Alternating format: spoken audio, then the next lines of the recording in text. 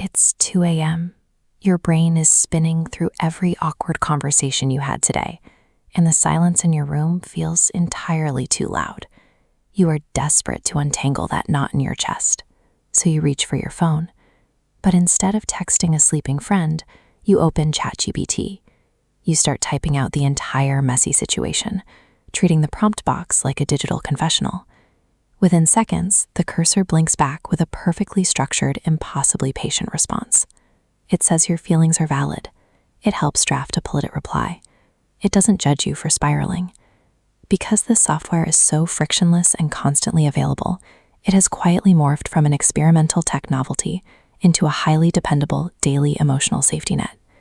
When you paste a tricky text message into a prompt box to figure out if it sounds rude, or use AI to mentally rehearse a confrontation before it happens, you feel incredibly proactive.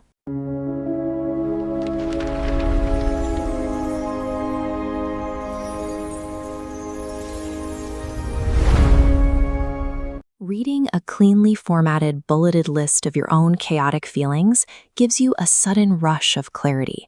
It closely mimics the genuine feeling of self-awareness. But there is a massive blind spot here. By outsourcing the actual friction of processing these emotions, you are handing off the heavy mental lifting to a server farm before you have even figured out how you feel. If we refuse to sit with our own discomfort long enough to form our own convictions, we aren't actually growing. We are simply borrowing certainty. This is a diagram mapping the psychological mechanism of anxiety. At the top, an initial trigger, uncertainty, immediately sets off a pulsing warning signal for anxiety. That points down to an empty, demanding slot, requiring a resolution script to make the feeling stop. Anxious brains desperately crave predictability. They want a guaranteed script for how a conflict will end. So when you plug an AI reassurance icon into that slot, the pulsing warning signal pauses instantly. You get the script. You feel safe. But this instant response time bypasses the critical waiting period where human emotional endurance is normally built. As the cycle accelerates, that foundational pillar of tolerance completely crumbles. Your brain learns a dangerous behavioral lesson. I cannot calm down unless I immediately resolve this negative feeling. This creates a devastating paradox. The more instant reassurance you consume from an artificial source, the more intensely your anxiety spikes the very next time you face the unknown. Artificial intelligence doesn't cure the anxiety loop. By making relief available in one click, it weaponizes that loop into a quiet addiction. AI is mathematically designed to be perfect for you. It is always awake, instantly responsive, and infinitely patient. Human beings are none of those things. Real people get tired. They get busy at work.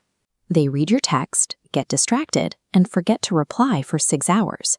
They have messy lives that exist entirely outside of you. When your nervous system gets accustomed to the instant responsiveness of a machine, you start interpreting normal, ordinary human unavailability as emotional abandonment. A delayed reply suddenly feels like a rejection. You begin to harbor this irrational standard that if people truly cared about you, they would show up with the exact same unflagging consistency as the software tool sitting inside your phone. Demanding machine-like perfection from human connections doesn't protect you from getting hurt. It only guarantees that you will end up feeling deeply, perpetually isolated. The way out of this trap is difficult because the cure for this specific anxiety is not finding more certainty. It is actively changing your relationship with uncertainty itself. It requires the uncomfortable practice of just sitting with it. It means allowing spiraling thoughts to exist in your mind unanswered for a while, physically stopping yourself from reaching for your phone to resolve them. Surviving that discomfort teaches your nervous system something vital. It proves that an unpredictable, off-script moment is just a moment. It is not an actual catastrophe. This practice forces you to extend grace outward. It allows the people in your life to be messy and unpredictable, and it gives your own brain permission to feel crumpled without treating it like an emergency. Enduring the quiet lack of an answer is the exact, irreplaceable mechanism that builds lasting emotional resilience. AI is still an incredibly powerful invention. It is indispensable for organizing complex ideas, accelerating how quickly you learn, and helping you see perspectives you might otherwise miss. But we have to draw a hard boundary. AI must remain a tool for our external work. It cannot become the first responder for our internal emotional processing. The ultimate goal of growing up and navigating the world is not to eliminate all unknowns. The goal is to prove to ourselves that we can survive them.